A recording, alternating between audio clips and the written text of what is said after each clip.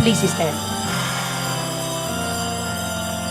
Hingin mo nawa tanggapin ang aming mga pananambitan, himuti namin magsuway, linisin namin kasamaan, inaming kasalanan, marapat lang nahatulan, naway mawat mahapag, ayon sa tapat mong pagmamahal. O Diyos, ugasan mo ako, sa dako ay limutin mo, linisin mo ng pag-ibig, usilap itong puso. In the name of the Father, and of the Son, and of the Holy Spirit. Amen. The Lord be with you. And with your spirit. Good afternoon, my dear brothers and sisters, and welcome to the Minor Basilica of Our Lady of the Rosary of Manaoag. We are now on the 5th Sunday of Lent. Trusting in the Lord's love for us and in His desire that we may have life in abundance, let us ask Him to call us out of the grave of our sinfulness. Lord Jesus, you came to give us the life of grace, but we have often preferred the death of sin. Lord, have mercy. Lord, have mercy. Lord Jesus, you came to call us to conversion, but we have often stuck to our wrong choices and bad habits. Christ, have mercy. Christ, have mercy. Lord Jesus, you gave us the Holy Spirit to be in us, the seed of eternal life. But we have often followed the ways of death. Lord, have mercy. Lord, have mercy. May Almighty God have mercy on us, forgive us our sins, and bring us to everlasting life. Amen. Let us pray. By your help, we beseech you, Lord our God, may we walk eagerly in the same charity with which, out of love for the world, your Son handed himself over to death. Through our Lord Jesus Christ, your Son, who lives and reigns with you in the unity of the Holy Spirit, God, forever and ever. Amen. Please be seated. Our God is the God of life and is able to inject life even in dry, scattered bones. He can do the same with our broken lives and our shattered communities. Such is the message contained in this famous promise addressed to the people of Israel. A reading from the book of the prophet Ezekiel. Thus says the Lord God, O my people, I will open your graves and have your eyes from them, and bring you back to the land of Israel. Then you shall know that I am the Lord, when I open your graves and have your eyes from them, O my people. I will put my spirit in you that you may live, and I will settle you upon your land. Thus you shall know that I am the Lord. I have promised, and I will do it, says the Lord. The word of the Lord. Thanks be to God. When the Lord, there is mercy and fullness of redemption. With the Lord there is mercy and fullness of redemption. Out of the depths I cry to you, O Lord. Lord, hear my voice. Let your ears be attentive to my voice in supplication. With the Lord there is mercy and fullness of redemption. If you, O Lord, mark iniquities, Lord, who can stand? But with you is forgiveness, that you may be revered. With the Lord there is mercy and fullness of redemption. I trust in the Lord. My soul trusts in his word. More than sentinels wait for the dawn, let Israel wait for the Lord. With the Lord there is mercy and fullness of redemption. For with the Lord is kindness, and with him is plenteous redemption, and he will redeem Israel from all their iniquities. With the Lord there is mercy and fullness of redemption. Living according to the flesh leads to death. Life and spirit instead leads to everlasting life. Thanks to the resurrection of Jesus, the firstborn of all the dead. Such is our calling, which enables both our soul and our body. A reading from the letter of St. Paul to the Romans. Brothers and sisters, those who are in the flesh cannot please God, but you are not in the flesh. On the contrary, you are in the Spirit.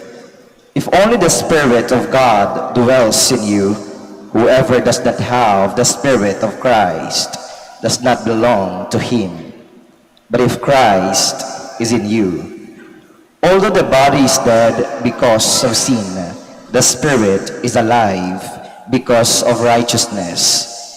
If the Spirit of the one who raised Jesus from the dead dwells in you, the one who raised Christ from the dead will give life to your mortal bodies also, through his Spirit dwelling in you. The word of the Lord. Thanks be to God. Please stand. Praise to you, Lord Jesus Christ, King of endless glory. I am the resurrection and the life, says the Lord. Whoever believes in me will never die.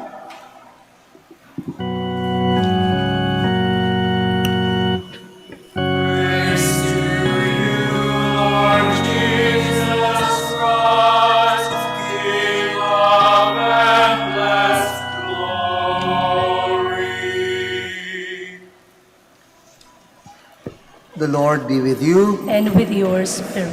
A reading from the Holy Gospel according to John. Glory to you, O Lord.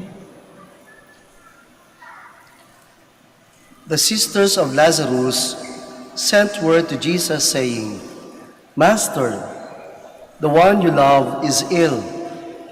When Jesus heard this, he said, This illness is not to end in death, but is for the glory of God, that the Son of God may be glorified through it. Now Jesus loved Martha and her sister and Lazarus. So when he heard that he was ill, he remained for 2 days in the place where he was. Then after this, he said to his disciples, Let us go back to Judea. When Jesus arrived, he found that Lazarus had already been in the tomb for 4 days. When Martha heard that Jesus was coming, she went to meet him, but Mary sat at home. Martha said to Jesus, Lord, if you had been here, my brother would not have died. But even now I know that whatever you ask of God, God will give you. Jesus said to her, Your brother will rise. Martha said, I know he will rise in the resurrection on the last day. Jesus told her, I am the resurrection and the life. Whoever believes in me, even if he dies, will live. And everyone who lives and believes in me will never die. Do you believe this? She said to him, Yes, Lord. I have come to believe that you are the Christ, the Son of God, the one who is coming into the world. He became perturbed and deeply troubled and said, Where have you laid him? They said to him, "Sir, come and see." And Jesus wept. So the Jews said, "See how he loved him." But some of them said, "Could not the one who opened the eyes of the blind man have done something so that this man would not have died?" So Jesus, perturbed again, came to the tomb. It was a cave, and a stone lay across it. Jesus said, "Take away the stone." Martha, the dead man's sister, said to him, "Lord, by now there will be a stench. He has been dead for 4 days." Jesus said to her, "Did not I tell you that if you believe, you will see the glory of God?" So they took away the stone. And Jesus raised his eyes and said, "Father, I thank you for hearing me. I know that you always hear me. But because of the crowd here, I have said this, that they may believe that you sent me." And when he had said this, he cried out in a loud voice, "Lazarus, come out." The dead man came out, tied hand and foot with burial bands, and his face was wrapped in a cloth. So Jesus said to them, "Untie him and let him go." Now many of the Jews who had come to Mary and seen what he had done began to believe in him. Brothers and sisters, the Gospel of the Lord. Praise to you, Lord Jesus Christ. Please be seated. Kahapon sa isa sa mga Bible sharings namin sa parokya, isa sa mga katikista ay nagbahagi ng kanyang karanasan. Sabi niya, hindi naman talaga pagiging katikista ang hilig ko. In fact, noon, sabi niya, hindi ako close kay God. Hindi ako madasalin, hindi ako nagdadasal, nagdududa ako sa Kanya. At nawala yung pagdududa ko ng isang araw nung pandemic, nagkasakit yung anak ko, sabi niya, nagkaroon ng dengue at malapit ng mamatay. At sabi niya daw sa Panginoon, "Lord, kung totoo nga may Diyos, andyan ka, gawan mo ng himala, milagro, pagalingin yung anak ko." At dahil pinagaling yung anak niya, ngayon naniniwala na siya, isa na siyang katekista, naglilingkod sa parokya. Pagdating ng hapon, tinanong ko siya, "Ate, paano kung hindi gumaling yung anak niyo? Maniniwala pa rin ba kayo may Diyos?" Sabi niya, "Yun nga, Father, hindi ko alam eh." Pero ngayon, sabi niya, kahit anong mangyari, naniniwala na ako may Diyos. Iba man ang hiningi ko, meron man ako hiningi, binigay o hindi, naniniwala pa rin ako sa kakayahan ng Panginoon. Mga kaibigan, mga kapatid, naikwento ko yan sapagkat dito sa ating Ebanghelyo, sabi ni Marta sa ating Panginoon, "Lord, if you had been here, my brother would not have died." Ganun yung pananampalataya ni Marta sa Panginoon. "Lord, kung andito ka lang sana, hindi namatay yung kapatid kong si Lazarus." Ilang beses kaya tayo rin sa buhay natin, nagtatanong din tayo, nagsasabi sa Panginoon, "Lord, pagalingin mo naman yung magulang ko. Andyan ka ba talaga?" Marami nagagalit sa Panginoon sapagkat yung hinihiling nila, hindi binibigay sa kanila. Meron nga akong kaibigan na yung tatay niya, 98 years old. Galit na galit siya sa Panginoon sapagkat pinagdasal niya na extend pa yung buhay, namatay. Nagalit pa. Pambihira naman si Lord. Naisip ko, pambihira ka naman. 98 na yung tatay mo. Hirap na nga eh. May mga bagay, mga kapatid, iba ang ating hinihingi at iba ang binibigay ng Diyos. Alam pa rin ng Diyos kung anong dapat sa atin. Anong sagot ng ating Panginoon kay Marta? In fact, bago sila nagkita, anong sabi ng Panginoon? Shortened form po ng Ebanghelyo ang binasa ko. Sabi ng mga alagad niya, yung kaibigan mo, si Lazaro, may sakit. Sabi niya, okay lang. Anong dahilan niya? so that God will be glorified in this situation. Alam ng Panginoon, mamamatay yung kaibigan niya. Hindi gagaling.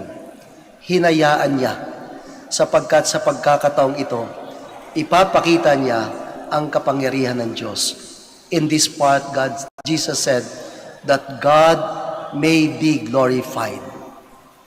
In death, in problems, God will be glorified. Hindi lang natin nakikita. Iba kasi hinihingi natin. Kaya nga minsan, napanood ko sa YouTube, sabi ng babae doon sa isang pare, why do bad things happen to good people? Why do bad things happen to good people? Minsan isip natin tayo yung good people at yung nangyari sa atin, ayaw natin. Sagot ng pare, if one has faith, all things have meaning. Bakit kailangan magdusa ang tao? Bakit kailangan maghirap, mamatay ang Panginoon? At nagpatuloy ang pari. Ang sagot niya ganito, I ask for strength, and God gave me difficulties to make me strong. I ask for wisdom, and God gave me problems to solve. I ask for courage, and God gave me dangers to overcome. I asked for love, and God gave me troubled people to help. My prayers were answered. Martha's prayers were answered. Hiling niya sa Panginoon kung dumating sana, hindi namatay ang kanyang kapatid. But her prayers were answered.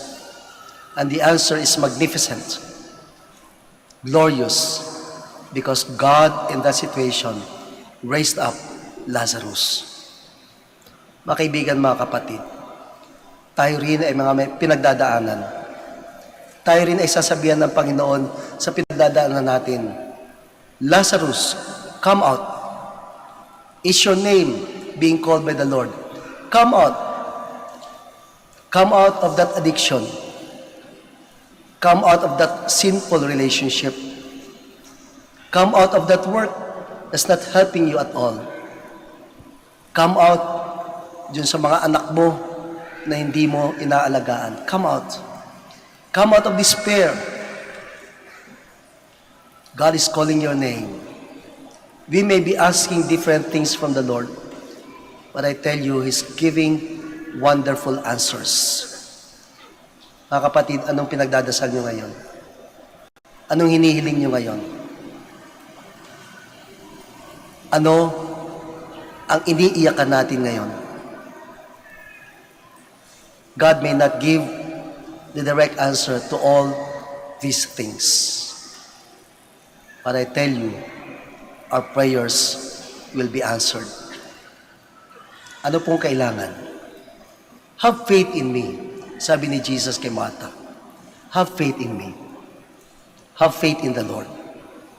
Maraming mangyayari, maraming kahulugan pag meron tayong pananampalataya. Maganda tingnan niyo yung katabi niya ngayon.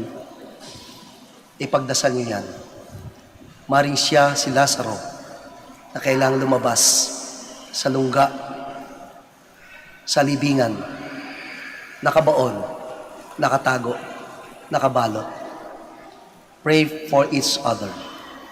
Like Martha, we could tell the Lord, Lord, ang dami ko hinihingi, please. But the Lord will just tell us, let it be, let it happen, let it go.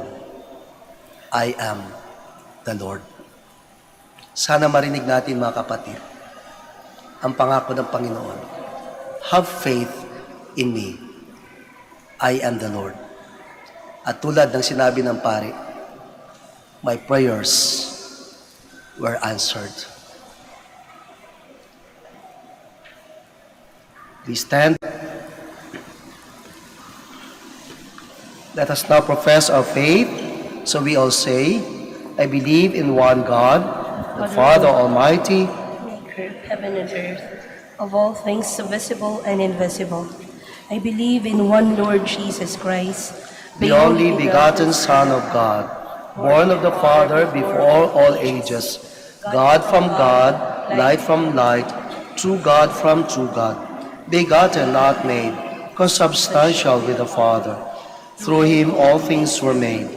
For us men and for our salvation, he came down from heaven, and by the Holy Spirit was incarnate of the Virgin Mary, and became man. For our sake he was crucified under Pontius Pilate.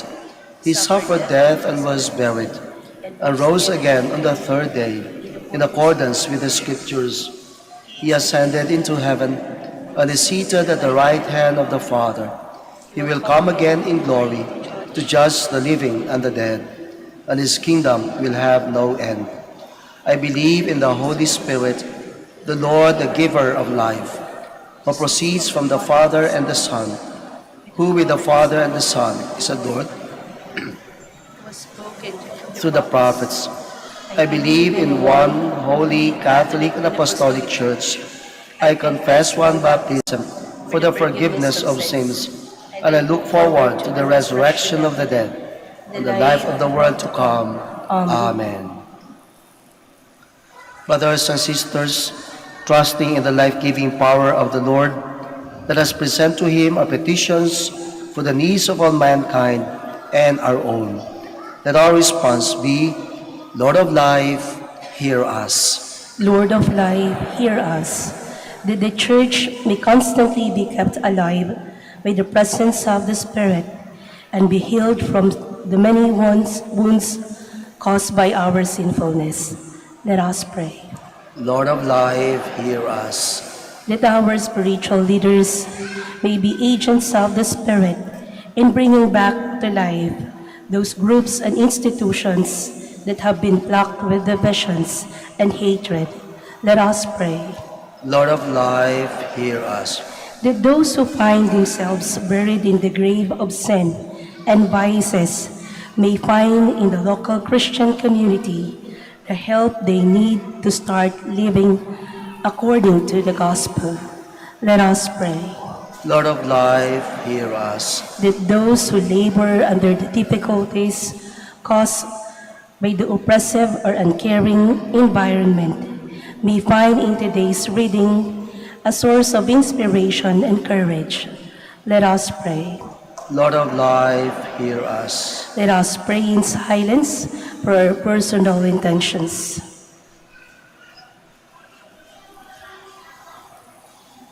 Let us pray. Lord of life, hear us. Lord God, we come to you with the wounds of our past defeats.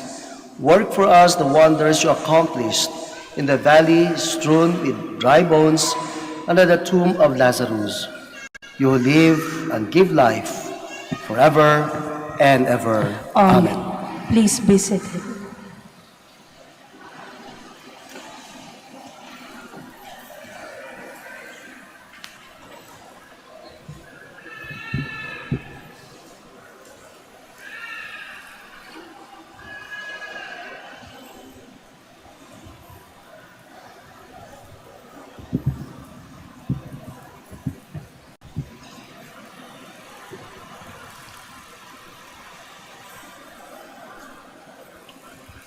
Blessed are you, Lord God of all creation, for through your goodness we have received the bread we offer you, fruit of the earth and work of human hands. It will become for us the bread of life. Blessed be God forever.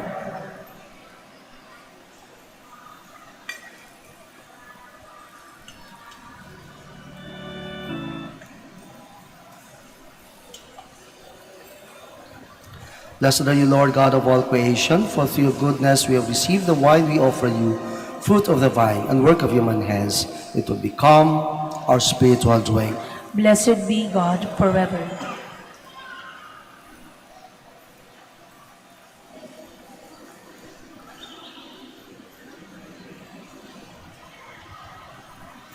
Please stand. Pray, brothers and sisters, that my sacrifice and yours may be acceptable to God, the Almighty Father. May the Lord accept the sacrifice at your hands for the praise and glory of his name, for our good and the good of all his holy church. Hear us, Almighty God, and having instilled in your servants the teachings of the Christian faith, graciously purify them by the working of this sacrifice. Through Christ our Lord. Amen. The Lord be with you. And with your spirit, Lift up your hearts. we lift them up to the Let Lord. us give thanks to the Lord our God. It is right and just. It is truly right and just, our duty and our salvation, always and everywhere to give you thanks, Lord, Holy Father, Almighty and eternal God, through Christ our Lord. For as true man, he wept for Lazarus, his friend, and as eternal God, raised him from the tomb. Just as taking pity on the human race, he leads us by sacred mysteries to new life. Through him, the host of angels adores your majesty and rejoices in your presence forever. May our voices, we pray, join with theirs in one chorus of exultant praise as we acclaim.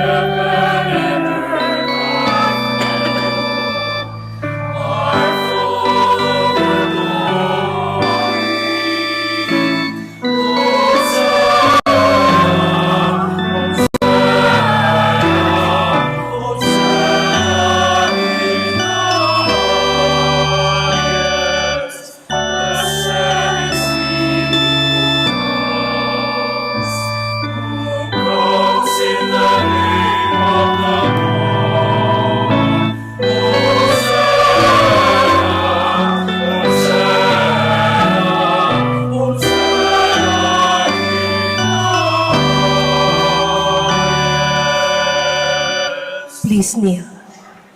You are indeed holy, O Lord, the fount of all holiness.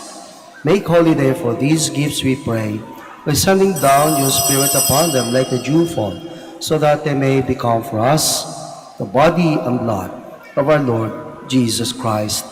At the time he was betrayed and entered willingly into his passion, he took bread, and giving thanks, broke it, and gave it to his disciples, saying, "Take this, all of you, and eat of it, for this is my body, which will be given up for you."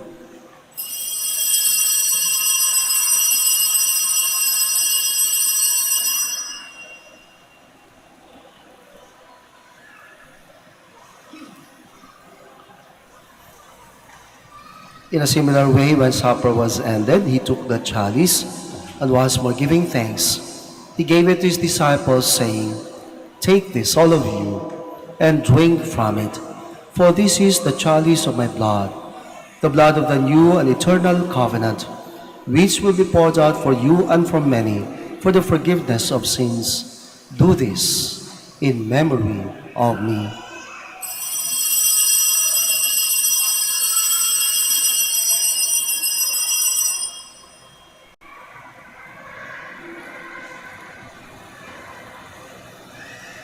The mystery of faith.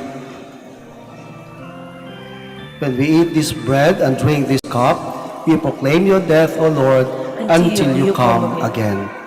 Therefore, as we celebrate the memorial of his death and resurrection, we offer you, Lord, the bread of life and the chalice of salvation, giving thanks that you have held us worthy to be in your presence and minister to you. Humbly we pray that partaking of the body and blood of Christ, we may be gathered into one by the Holy Spirit. Remember, Lord, your church spread throughout the world, and bring her to the fullness of charity, together with Francis, our Pope, and Socrates, our Bishop, and all the clergy. Remember also our brothers and sisters who have fallen asleep in the hope of the resurrection, and all who have died in your mercy. Welcome them into the light of your face. Have mercy on us all, we pray, that with the Blessed Virgin Mary, Mother of God, with Saint Joseph, her spouse, with the blessed apostles, with Saint Dominic, and all the saints who have pleased you throughout the ages, we may merit to be co-heirs to eternal life, and may praise and glorify you through your Son, Jesus Christ. Through him, and with him, and in him, O God, Almighty Father, in the unity of the Holy Spirit, all glory and honor is yours, forever and ever.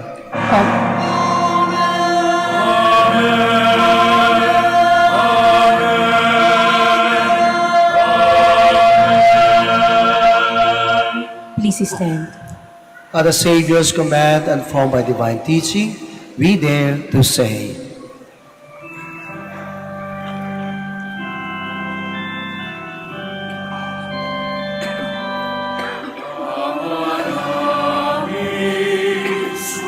Sumasalangit ka, sambahin ang ngalan mo. Mapasangin ang kaharian mo. Sundin ang loob mo dito sa lupa.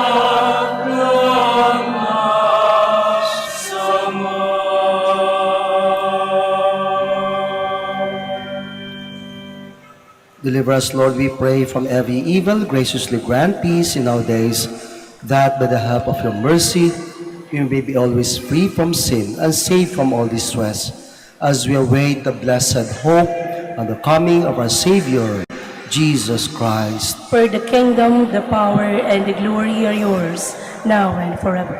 Lord Jesus Christ, who said to your apostles, "Peace I leave you, my peace I give you. Look not on our sins, but on the faith of your church, and graciously grant her peace and unity in accordance with your will, who live and reign, forever and ever." Amen. The peace of the Lord be with you always. And with your spirit. Hindi man lahat ng hinihiling natin kay Lord ay binibigay sa atin, pero at least buhay pa tayo. Dahil buhay pa tayo, pwede pa tayong ngumiti. Maraming ayaw ngumiti kahit buhay pa. Mahirap pong ngumiti pagpatay na. Subukan niyo mamaya. Kaya pakita magandang ngiti sa ating katabi bilang tanda ng kapayapaan. Peace be with you. Peace be with you.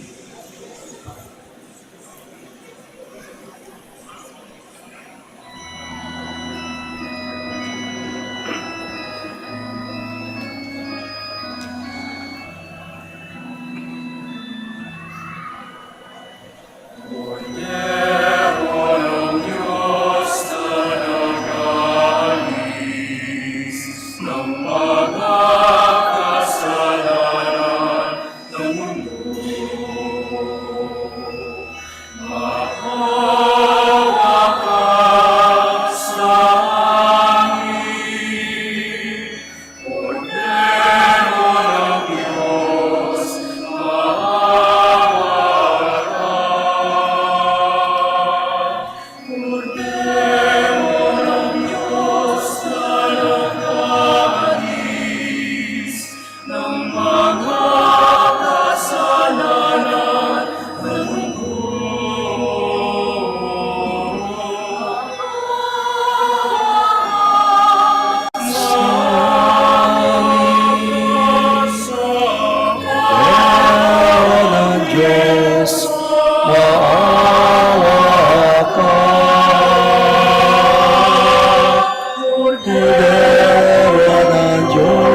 na nag-aalis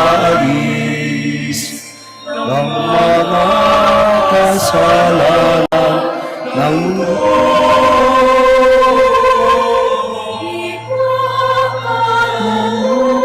Mo sa amin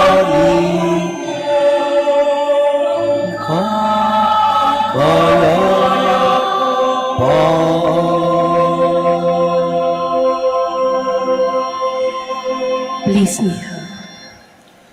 This is Jesus, our resurrection, our eternal life, the Lamb of God, who takes away the sins of the world. Blessed are those called to the supper of the Lamb. Lord, I am not worthy that you should enter under my roof, but only say the word, and my soul shall live.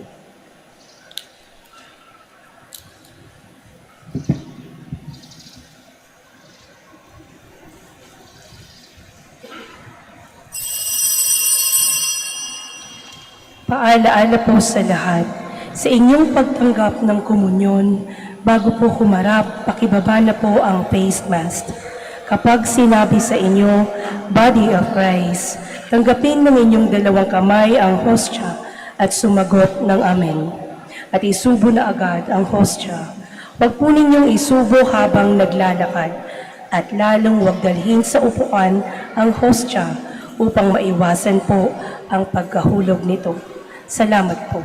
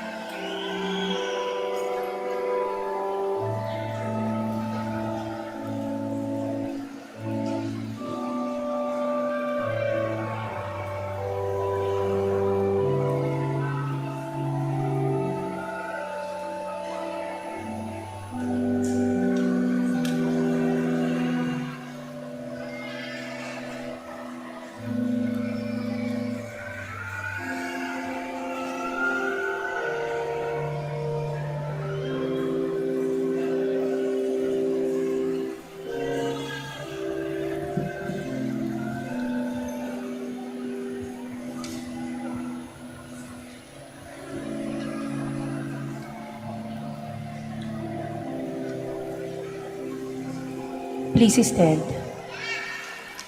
Let us pray. We pray, Almighty God, that we may always be counted among the numbers of Christ, members of Christ, in whose body and blood we have communion, who lives and reigns forever and ever. Amen. Please be seated for the announcement.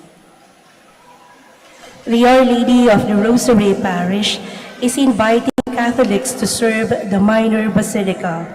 Volunteers for the following lay liturgical ministries: Ministry of Ushers, Ministry of Collectoras, Ministry of Lectors and Commentators, Extraordinary Ministers of Holy Communion.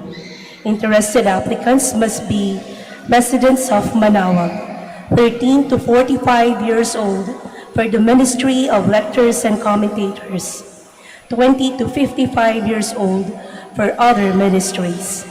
If married, must be in the church with marriage contract and willing to undergo formation. For more information, please visit the parish office from Tuesday to Sunday, 8:30 a.m. to 5 p.m. Thank you. Another announcement. Dear devotees, the Coronation Feast of Our Lady of the Rosary of Manaoag will be on April 26, 2023, third Wednesday after Easter Sunday. The Novena Masses will start from April 17 to April 25, 2023.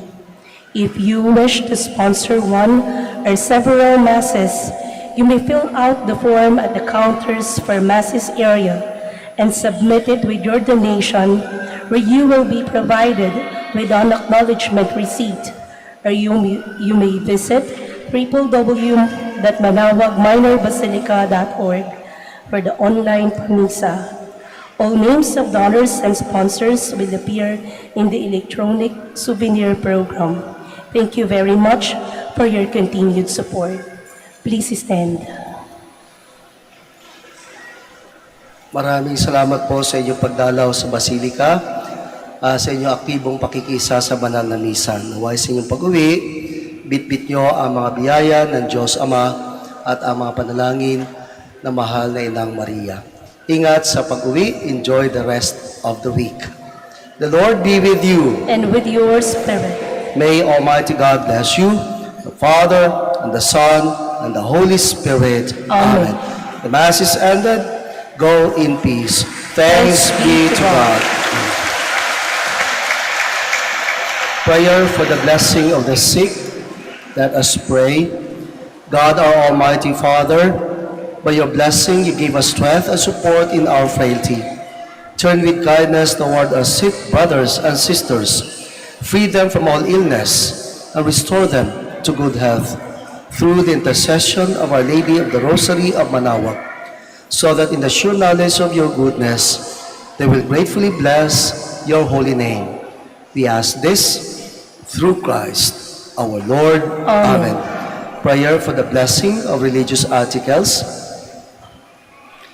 In memory of the mysteries of the life, death, and resurrection of our Lord Jesus Christ, and to the honor and glory of the Blessed Virgin Mary, Mother of Christ, Mother of the Church, Our Lady of the Rosary of Manaoag, may these rosaries, images, candles, oil, and other religious articles be blessed and made holy in the name of the Father, and of the Son, and of the Holy Spirit. Amen. Amen.